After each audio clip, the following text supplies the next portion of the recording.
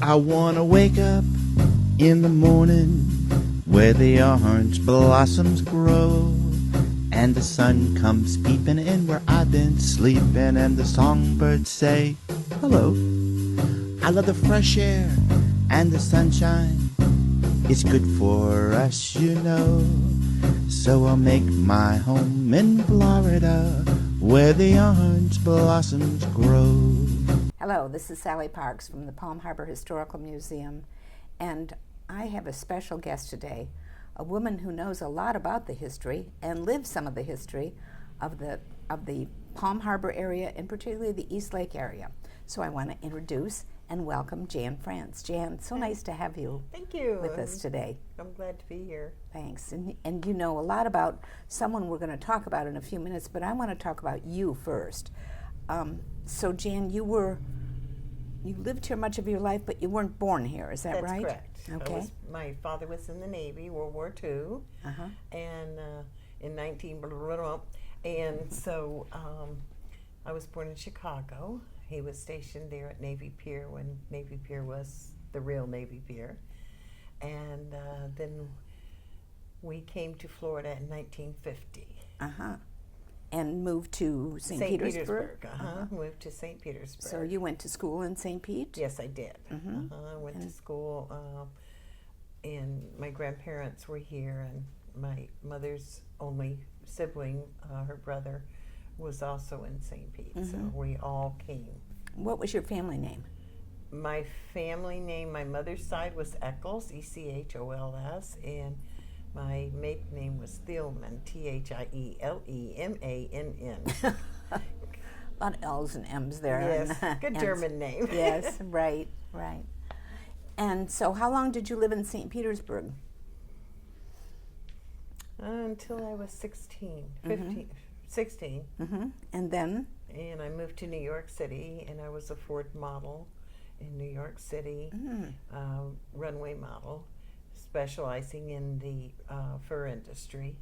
Really? And then came back to Pinellas County, and I came home every year for Thanksgiving and stayed through until January 1st. And then, kind of a slow time in the modeling industry. yes, because everybody's already ordered their coats, and the season is over. Nobody's really buying at that time. And if they do, it's something that's already off the rack, not custom made. Right.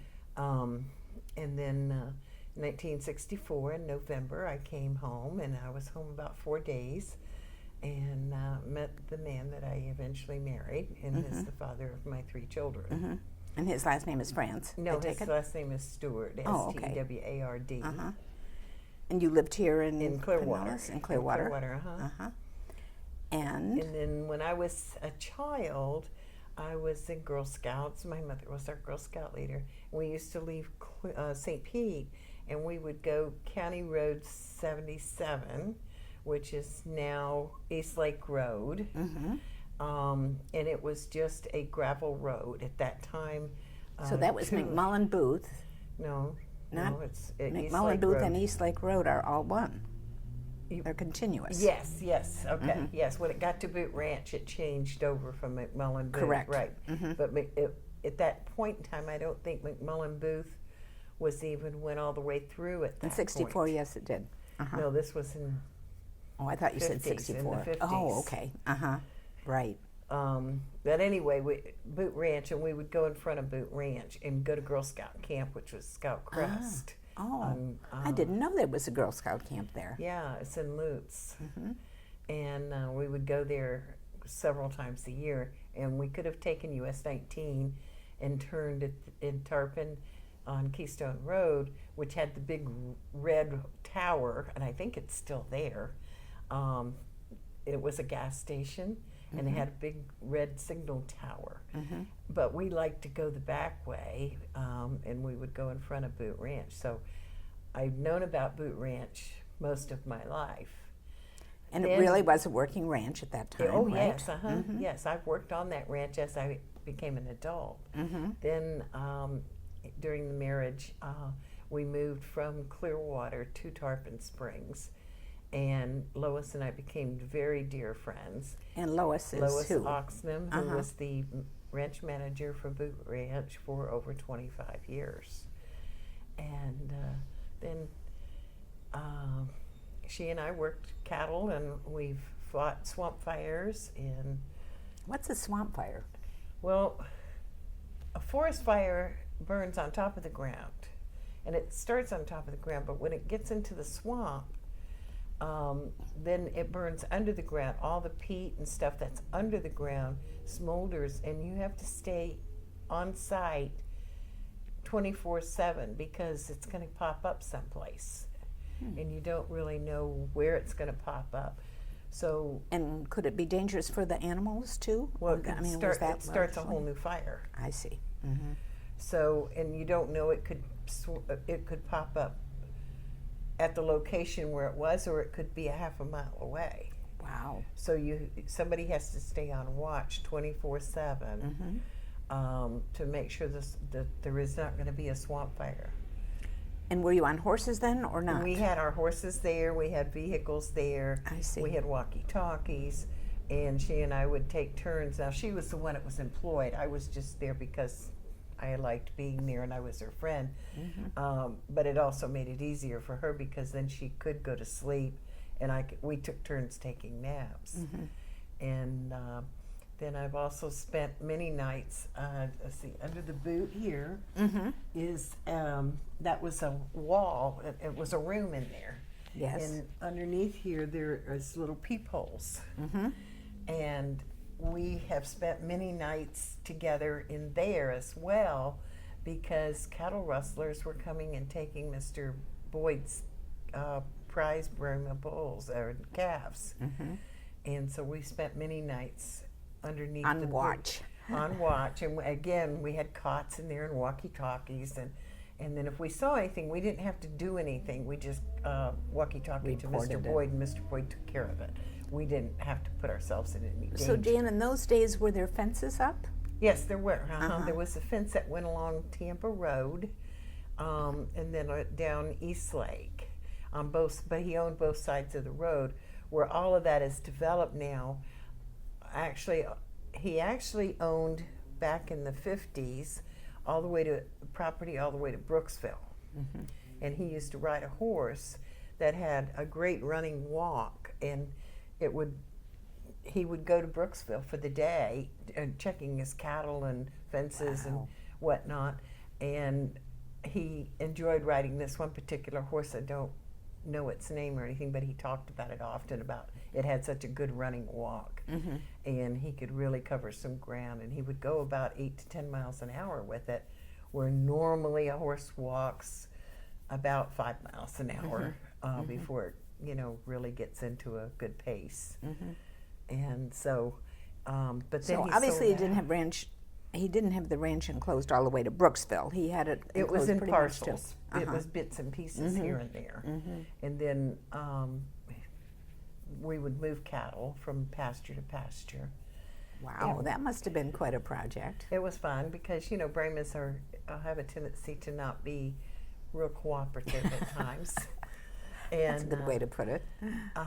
what I thought was interesting that would apply to today's market, the land that we bought on Keystone Road, where East Lake crosses over Keystone Road, it was about half a mile on towards the Hillsborough County line On the east side. on the east side. And when he had that land, he sold that land in 1955. He was selling off because he just didn't like doing all that long traveling. I see. And so he was selling land off. And so he sold that land, what used to be Boot Ranch, in 1955 for $13.50 an acre. Now, when we bought it and it was sold in 1978, it was $8,000 an acre. I don't know what it would be today. I know. It would be interesting to So, check that I out. wish we'd wouldn't it? bought it at 55. Right? Really. But anyway, so that's just some interesting trivia there that Yes. I picked up. No, a along lot the of way. people don't even know that. Can't fully appreciate how kind of barren it was up there. Oh yes, I mean there was no East Lake woodlands. There was, and when you came off of which County Road 77, it's East Lake now. There used to be this big hill, and then there was a stop sign at the middle of it. Oh. At the end of it, rather, right at Keystone Road. And of course, when my kids were little, we would top that like a roller coaster type thing. And then you have to apply your brakes immediately and hope that they didn't fail because there was a stop sign right there. They have since leveled that out and made it to stall flat. No but there longer used to a be roller coaster ride. Yeah, it used to be quite a hill, and I'm sure my children probably remember that hill and going over it. Right. Give it the gas just before the top so that we get that little flip in our tummies. So that's Fun. changed. Yes, yeah. Let's talk about that Lois Oxnam, though. She was an interesting woman. She was born in Sarasota, as I understand She it. was born in Fruitville. Mm-hmm. Fruitville, okay, that's better. which is asparagus farming there and celery. Mm-hmm. And that's what she was raised. So her family were farmers. I think they worked for people, but I don't think they were the farmers themselves. I think they worked on farm. And then, do you know how she connected with Al Boyd and? She heard that he was looking for someone to work the ranch. Work the ranch, and to be a hand, just to be a hand for cattle. And so she came, and he's like, and Mr. Boyd's told me this himself. He said, I am not having a woman work for me on the ranch. And besides that, she was only 4'11", maybe weighed 100 pounds soaking wet with a rock in her pocket. And he says, and such a little thing too. He says, like, what in the world was she thinking, or that he would even consider hiring her? And she said to him, she says, let me come back tomorrow and I'll work for free if you're not happy with me. Well, Mr. Boyd, he was always a businessman, so free labor was free sounded good. Sounded really good. And so he said, okay. So he came back, and he told me, he says, she outworked all 8 of the men that were there. Wow. Did it right, knew what she was doing, and the men said they didn't want to come back then another day if they were going to have to compete with her. That's good. He hired her on the spot because that was his kind of. He was a very business person. He was wonderful. Mr. Boyd was known as a wonderful man, but he was also known as a very stern person. And he didn't mind telling you how a cow eats the cabbage at all. So she worked for him for 25 years. And actually a little longer than that, but at the 25-year anniversary, he gave her her favorite piece of land as he was selling off the land. He thought it was time because his daughter didn't care to continue on. So he says, I'll take care of leaving her the money instead of the ranch that she wouldn't have cared about anyway. So he took care of that business himself and gave Lois 25 acres, which was called the Indian Field. And that Tell me about the Indian Field. Where was it? It's right on Booker Creek, and I could, maybe now it's all developed, but I could probably show you where it was. But the side of it went onto Booker Creek, and she and I built the barn, and we put the roof on in March. And we had to get the roof on in March because she was going to be boarding horses, and they were coming in from Tampa Downs, and they were coming in May, and we had to get the roof on so we could get the stalls fixed. So we're up there with to get the horses boarded in to get time the horses for the boarded, the May deadline. Yeah, so we had she and I her. So was a house built there already? No, there was nothing there. Okay, so the barn went up first. The barn started going up first. She also dug a lake, a exercise lap, and it was to fill with water. and then the horses could do recovery there, and so it was going to. This is a story I've never heard before. I've heard a lot of stories about Lois, but I never heard that story before. Oh, I have a lot That's of good stories one. about Lois you probably never No, heard before. probably so, but that one was a good one because it, you know, people can kind of feel the orientation of where her home Right. and her barn was. Yeah. Right, and so anyway, So you got the roof on in time. we got, well, yes, and it was hard because March's wind, you know, and we're up there with sheet metal and nails with neoprene heads, and you know, one of us is trying to hold it, and the barn was very tall. It was a barn, and it had hay storage at the top, so it wasn't just wow. a little garage shed kind of size barn. type thing. This was a 2-story size barn, pole barn. Wow. And then the log cabin, she and I did lots of research, and of course this was before internet, so research is a whole lot more difficult back then, and decided on which log styles we wanted, and she built it to be 2 bedrooms and 2 baths, and eventually she, you know, of course her mother lived with her, and we thought, you know, in the future it would be a place for me as well. And so she also had a bobcat named Kitty Bob, and As a pet? yes, Or- she had found Really? Kitty Bob when we were out doing the swamp fires, to watching for swamp fires, and she found this little kitten, and it didn't even have its eyes open yet. So she took it to the house, and her mother, we both called her Mama.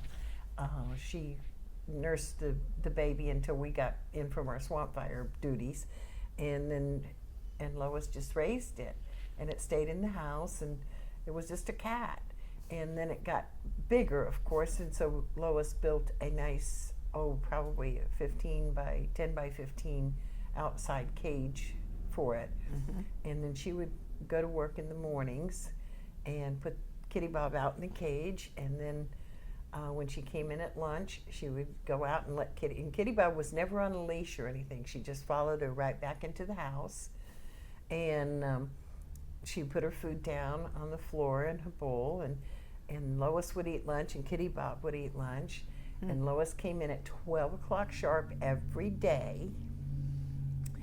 She was finished eating by 12:20.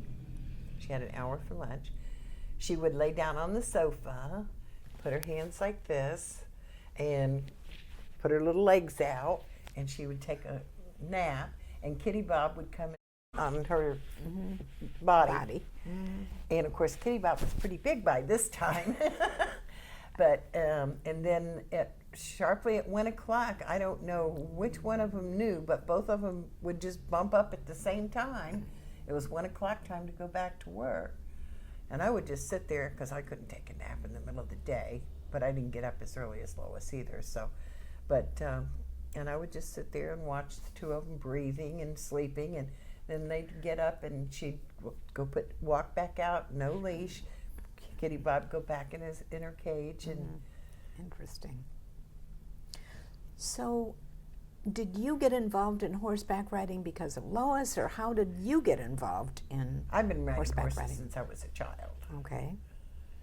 Some of it not honestly done because my parents were not horse people, and there was a riding stable not far from the grocery store that my mother would send me to go get bread or milk or whatever parents send you for, and I would go on my bike, and I would ride so fast.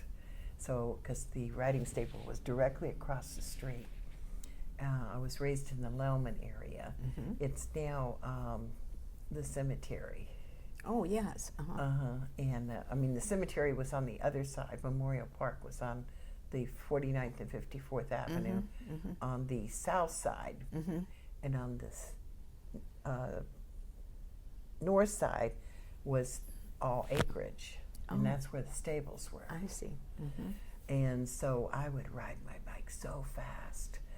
And I would go to the stables just to pet the horses. And sometimes they would let me sit on them. And sometimes they would even let me ride them for a while. And I remember one time I got carried away and time got away from me. And because I wasn't allowed to be at the stables. That was not something I had permission to do in any way. In fact, I was forbidden to go there. More than not allowed. Yeah, Forbidden. more than allowed, not allowed. I was forbidden to go there. And so time had gotten away from me. So I went to the store, and I realized I had been gone like way over an hour now. And it was only a few minute ride on my bike. So I went to the store, got my stuff, and just before I got to the house, I let the air out of my tire so that I had an excuse for my time. But I never skipped school. I just went to the stables. That was the thing I guess I did, the most defiant thing I've ever done growing up, was going to the stables all the time. But anyway, that kind of whetted your appetite for being around horses and right, yeah. enjoying them. And my great-grandfather was a horse trader back in the day. And beside the fact that he was a moonshiner and ran moonshine up in Tennessee. So, yeah, I guess I have a little defiant spirit in me. So how did you actually meet Lois? I mean, was it through Al Boyd, or do you recall how I just went to Boot Ranch because I remember the day very well. I just went to Boot Ranch and introduced myself, and I'd been going in front of it since I was a child. Now by this time it wasn't just a gravel road anymore, it was a 2-lane paved road. Wow. Now it's 4 lanes, but yes. And 6 in a lot of places. Yes, I've seen that. And so I just went and introduced myself, and she and I just hit it off. And then in 1976, my daughter Sunday was 9 years old, and I had seen where they were going to have a bicentennial wagon train that was going to go to Pennsylvania. And she and I had done a few little trail rides together, weekend things, or just a day thing, and then came home at night. And so she and I, were making plans to do that. Excuse me, and we did do that. I ended up going all the way to Valley Forge at what started out to be a 1 or 2 weekend thing. I just stayed on the trail, and my daughter Sunday went with me. And then in 1986, she was going to be the Florida representative for the Texas Sesquicentennial Wagon Train, which I now was living in Texas, and she had been out to visit me, and she'd worked cattle on our ranch several times. And she was going to be the Florida representative for that. And that was to start January 2nd of 1986, which it did. However, Lois was in an accident, and her funeral was November 3rd of 1985, when she was knocked off her horse and hit her head. And amazing. It was around her horse, too, and round. She went the way she would have. I didn't feel bad about that. Her brother called me in Texas. I was with my other daughter, Misty, and we were in San Antonio when that happened, and Mr. Boyd put the phone next to her ear because there was no brain activity. And he says, Jan, if there's anybody that's going to get any brain activity out of her, it's going to be you. Oh. And he says, can talk to her and see if we can get any kind of spark. The first 2 times I talked, her brain did move. The waves on the chart did move. And then the 3rd day, nothing. And so the 4th day, nothing. So her brother called me, and he said, Jan, you know my sister better than anybody at this point in time in her life. You two have spent years together now. And he says, tell me what to do. I said, pull the plug. What a kind thing for him to do, to trust you to make that decision. I mean, those are hard family decisions to make. So he was the only brother she had, and they had not been in touch that much over their adult life. And so he said, Mr. Boyd is saying pull the plug. He says, but he says, we know Mr. Boyd is a logical person, and what do you think? And I says, pull the plug. You were the person to And so advise them. they waited until my daughter Misty took me to the airport at 3 o'clock in the morning in San Antonio, and I flew in, and they had waited till I got here to make any funeral arrangements, and I planned Lois's entire funeral. Really? I dressed her and everything. Oh, how touching. I mean, I didn't physically dress her. No. I put her clothes out. Right. Made the choices. Dressing, but yeah. Right. And, you know, of course, most people, when they want to get, you know, for your loved one, you want to get them dressed in their suit and Sunday best. And I dressed Lois in her work clothes. She had jeans and her boots and her worn gloves in her hand, on her hand. Great. And her hat, and that's how. And What she a went nice to story. the cemetery in a wagon, horse-drawn wagon. Really? And which was Sylvan Abbey was right across the street. Oh, so she was buried in Sylvan Abbey, a So local cemetery. we walked, an old-fashioned funeral procession walked from the chapel across the street, following the wagon to her plot. Oh, what a sweet story. Well, we have a saddle sitting next to you. Let's talk about that saddle a bit, because Well, it's your saddle. It's my saddle. It was Lois's saddle. She left it for me. She had paperwork and everything that all of her horse equipment was to go Willed to to me. you? To go to Oh my me. gosh, what a nice gift. And she left her home and land to her brother, but she left all her horse and all her horse equipment was to come to me. And so this is Lois's saddle. It's mine only by inheriting it. And this is the saddle that she was riding when she was knocked from her horse. And there's a big scuff on here that I guess we could buff out, but we won't. And it's a youth saddle. It's a Herford saddle. It's a youth saddle. And she has roped many animals off of this and ridden this thousands of miles. And Wouldn't it be fun to have a speedometer, I mean, an odometer on yes, that to that measure would. how much she had on that? Exactly. I loaned it to my brother when his daughter was born, because it's a youth size, and all my children by that time were not youth size anymore. And I don't think I ever was youth size. But Lois was for sure. Yeah, so- Lois, you know, was when my daughter Sunday was 9 years old, we were passing her outgrown clothes to Lois. Oh, no and kidding. her boots. Oh my gosh. Lois was tiny. She only had a size 5 foot. Wow. I mean, she was tiny. She had to buy all her clothes in the children's department. Not me, you know. So, yeah, we were like Mutt and Jeff. I'm 5'8", she's 4'11", so we were quite Wasn't the that pair. ironic, yes. But anyway, so this saddle I loaned to my brother for his daughter when she was born, so that because he has horses, and so it could, you know, I knew Lois would like that, but he has since returned it. And Do you know anything about the saddle? It's beautifully it's tooled. it's a handmade. Hereford saddle. Uh-huh. It's youth size, and she had ridden it for years, so she was very conscientious about keeping her leather all oiled and cleaned and everything. It is kind of not so much at this point in time, and it needs to really be taken apart and cleaned and oiled and whatnot to preserve the leather from drying out. Right. The reins on the bridle here, she didn't go for lots of trappings, but she made this. Mr. Boyd did leather work, and he had beautiful leather equipment, and they're all made out of nail heads. All his leather stamp stuff, they were all made out of nail heads.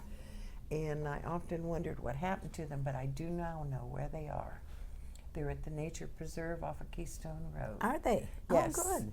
And Well, my they've been daughter preserved. Cindy and That's I are great. going to be going out there soon to see that, because I haven't been there yet, but I did hear that that's where they were. Great. So anyway, this Jan, saddle, was that pad underneath it, was that also a part of it, or is Probably so. It does look familiar to me, but I'm going to say yes, but I don't know. I don't remember for sure, but it does look familiar to me. So since you mentioned leather, somebody told me that when they were calling the people that worked on the ranch to a meal, they would crack a whip, literally crack the whip. Did you remember that, or is that just some kind of fairy tale that somebody has told you? I'm not familiar with that. At the barn, there was a bell. Okay, so And that would be more likely, wouldn't it? and the bell got rang in my time, but there may have been some truth to that before my time, because I didn't come in on the days of the big spread roundup things. I mean, our roundups were, more 100 to 200 calves, and prior to that was more extensive. Did she have a title? Did Ranch Lois? manager. She was a ranch manager. She was ranch manager. Wow, that's quite a title, isn't it? For 4'11", 195 pounds, yes. And woman. And being female back in the Right. 50s. Yes. Yeah, that's pretty amazing. So, would you mind telling me any little vignettes or stories about Lois? I love the story about the bobcat. I've never heard about that one. Oh, I have pictures of her and Kitty Bob too. Oh, okay. I don't have them with me, of course, but well, let's see. When we were going to go on the the bicentennial wagon train, she made all three of us were going to wear a red kind of a culotte that went down to the ankles, and it had little white stars on it. And then we bought the fabric, and we also bought the fabric in the blue color with the white stars to wear as our vest. And she made hers. She made hers, and she made one for Daughter Sunday. And I never got mine made. I got it cut out. And I have pictures of Sunday and Lois in their skirts sitting there watching a program, or whatever, that when we were on that trip. And I never got mine made. But Lois, somehow or another, with her doing all her ranch work and everything else, she had time to make hers and Sundays. Oh my, that's amazing. So, yeah. She was a handy woman, it sounded like. I only saw Lois in a dress 3 times in all the years we were together and did things. And when I saw her in the dress, a skirt, and her legs showed, I didn't want to bury her that way. She didn't have the most attractive legs to start with, and they were as white as could be because they were never She always seen. had pants on, yeah. And I just remember, I've only saw her, I don't know, maybe it could have been, she only had 2 dresses in her whole closet for all I know, because she always wore jeans. She always wore the Wrangler denim shirt. She got skin cancer several times. She would go to the doctors for that. And so she always wore a long sleeve denim shirt, and she wore a hat with the big brim on it. And, she was conscientious of not being in the sun as she got older, or being Because exposed every to day the she sun. was, Yeah, 'cause she was. outdoors all the time. I don't think this hat here may be somewhat, but as she got older, she got to a wider brims. When we're younger, we don't think about those things. That's as true. much. That's true. So was Lois ever married, so far as you know? She was married once when she was a young girl, I think 18, and I don't think that worked out too well, and it didn't last very long, and she never married again.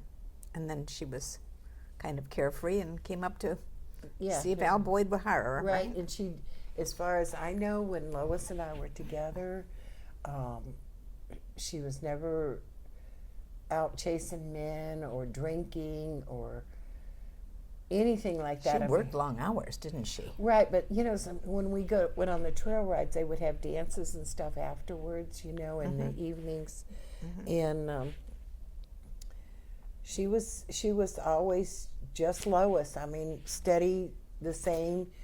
You could put her with any man in the world, and you knew that they were safe. She was safe, whatever, because she was not going to be flirtatious or whatever. No, she was not flirtatious. She never was out drinking and thinking, you know, okay, well, I'm away from work, and you know, like some people do. And she was always just a good person for me to travel with.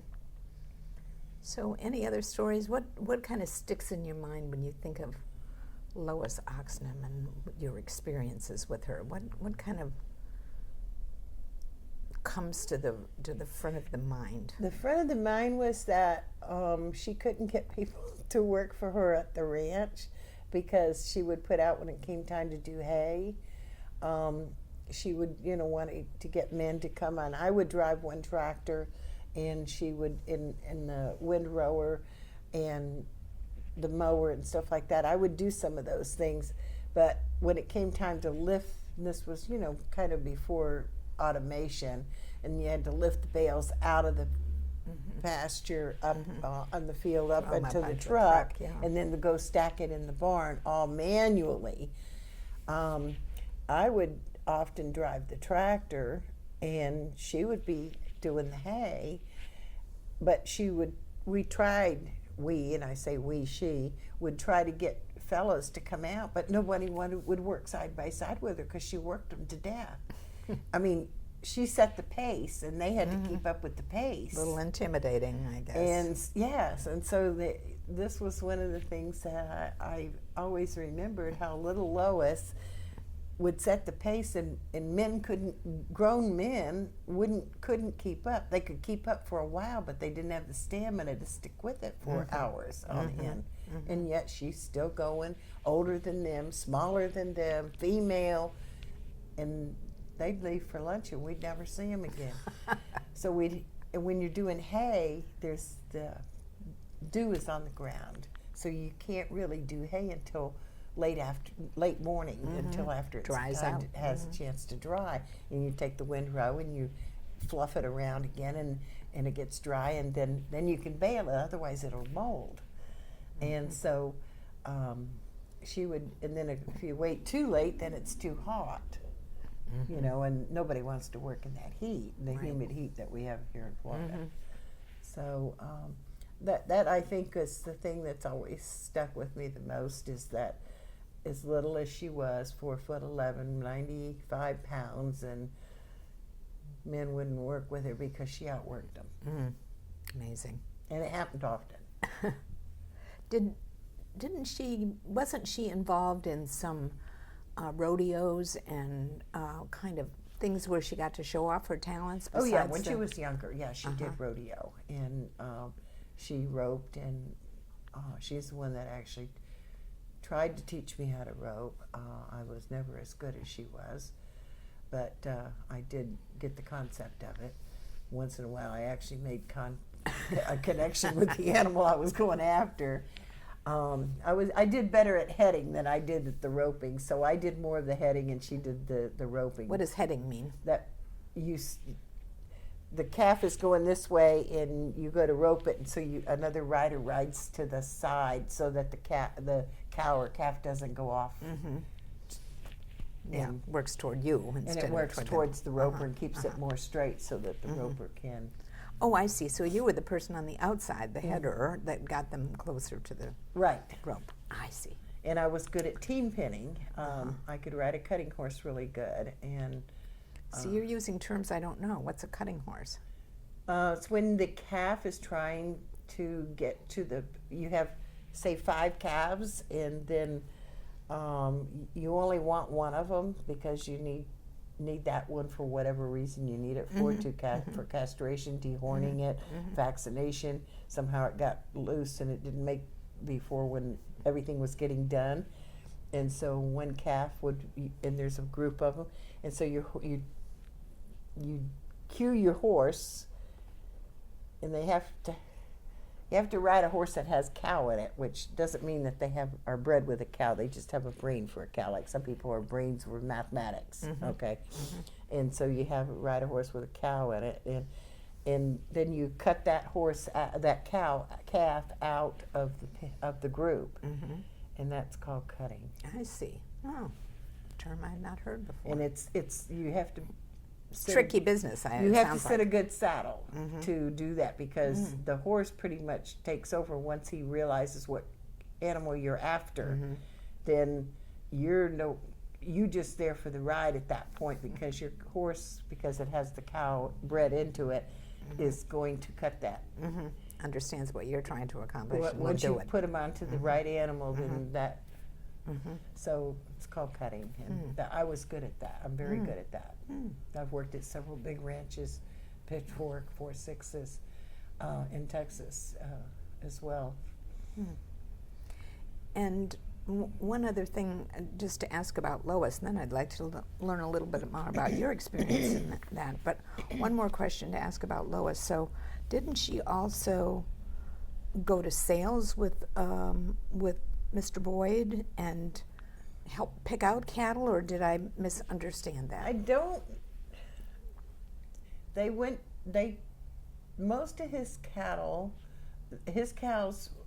in the latter part of my time was Brahmas, and they came from South America. Can't remember the name of the state now, the country. Was it Brazil? Argentina. Argentina, okay. And so he bred all his cows came from were Brahmas, Argentine Brahmas. I see. And so they were top quality, and he kept true to the breed. The main bull, his name was Jan. They named it Jan, but anyway, his name was Jan, and that was the top breeding bull.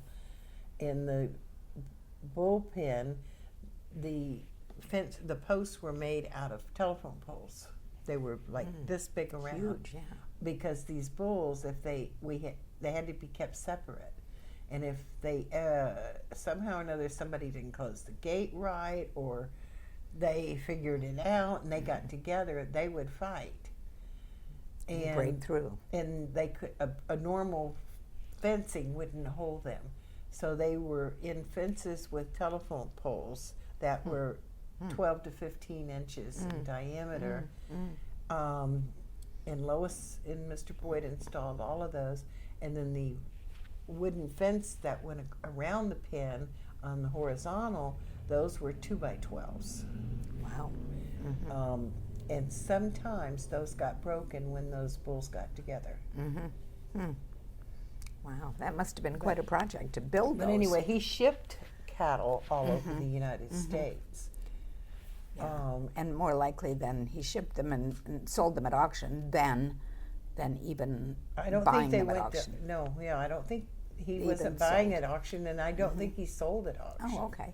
All right. Now, back in the day when he had stocker cattle, which means that they're just whatever breed they are, okay, just in case you didn't know that. Before.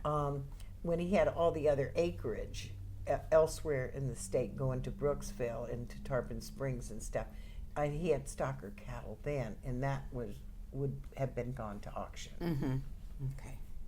So tell me about your own life then. You kind of, even though you kept in touch with Lois until she passed away and planned her funeral and were there to grieve her, I'm sure, and grieved her for many years, I'm sure. Still. And have a friend. Tell me about your own continued riding experience or horse experience or whatever. Well, I've worked cattle at the 4/6s, which is a big ranch, of course, in Texas, and Pitchfork Ranch with Bob Morehouse, and I've done it on horseback, and then I had I think it was a privilege, but I'm not sure because I got sick, working cattle by helicopter in the canyons. Oh, wow. And that was one of the exciting things. And my job was to tell the pilot where the cows were. And I had worked them on the ground before, and I think it was a privilege because I know I was a good hand on the ground. I'm kind of like Lois, even though I was female, I was still a good hand. But my job was to tell the pilot that a cow was here, because in the canyons, there's some places it's very hazardous to get horses into or out of. And so you take the blade of the helicopter and turn it this way, and it brings the dust and the gravel up, and then the cows move. Oh. And so my job was to spot the cows. Well, all of this in the canyon kind of I didn't eat lunch that day, let's just put it that way. Right. I didn't actually get sick, but I was real close really to queasy. it. And let's see what else. Managed a ranch in 2 different places in Texas. One in Lomita, the Wagon Wheel Ranch. I was a co-manager there. And Do you still live in Texas? no, I live in Colorado now. The heat and humidity as I've gotten older really affect me greatly. I just can't take the heat and humidity in the summertime. And where are you in Colorado? Southern or? We're on the western slope of Colorado next to Utah. I'm on the same mountain range. I live at 8,000 feet on 5 acres in a log cabin. And I'm on the same mountain range as Aspen and Telluride. So as that range goes through, I'm on that path. I see. Right outside of Montrose, between Gunnison, which is the coldest known place in Colorado. Is that right? And Leadville, Colorado, is the highest incorporated city in all of the United States. Oh, I didn't know that. I think it's the world, but I don't want to go there because I'm not positive of that. But I think it is. It is the highest incorporated city in the United States. So. And do you ride at all anymore? No. I had an automobile accident about 25 years ago, and I have not been able to. I'm lucky I walk. Well, that's good. You walk well. And is there any last-minute things you'd like to say? Maybe a little philosophy of life you have, given your experiences in the ranching business and horses and friendship, and there's a whole range of things. I've had just very few really close friends in my life. I'm pretty particular about who I team up with. And I don't mean team like as in baseball or football team. I mean team in harness, because my friends and I usually are in harness together.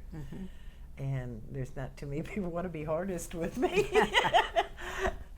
But I think one of the main things that I have learned in life is that something that my grandfather said: when the going gets tough, the tough get going, and just be honest about what you're doing. And as long as you're being honest about what you're doing and how you're treating people, then It'll come back to you. It's going to work out. Good. Thank you for telling us about not only your own life, but Lois's too. And Jan, thank you for lending the saddle to I know it's your family's saddle, and I know it will go to your family at some point in time when they have space or want to use it or whatever, but we're temporary.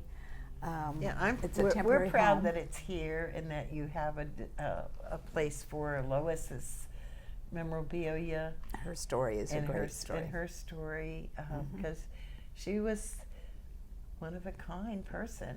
My great grandmother in 1912, or prior to that, marched for the right to women to vote, and Lois has ridden for the right for women to be in the saddle and to earn their place in the world. Right. And I just want to mention that we've nominated her. Terry Fortner did the real legwork, but nominated her to be in the Cowgirl Hall of Fame, and that has been accepted, which is kind of unusual. Actually, they don't accept all of the nominations. And so we're hoping that happens sometime. And we're going to pass along this video, if you don't mind, to the nominating committee so that more of her story can be told Yes, that through would you. be great. That We would be think so. great. Because the Thank you, Cowgirl Jan. Hall of Fame is in Fort Worth and at the Stockyards area in Fort Worth now, and so we're real excited about that. Thank you. Thank Thank you, you. Jan, for Thank spending you. time with me and for the temporary loan, at least, of the saddle. This is Sally Parks saying thank you for joining us at the Palm Harbor Museum. Thank you. And I'll make my home in Florida, where the orange blossoms grow and grow. So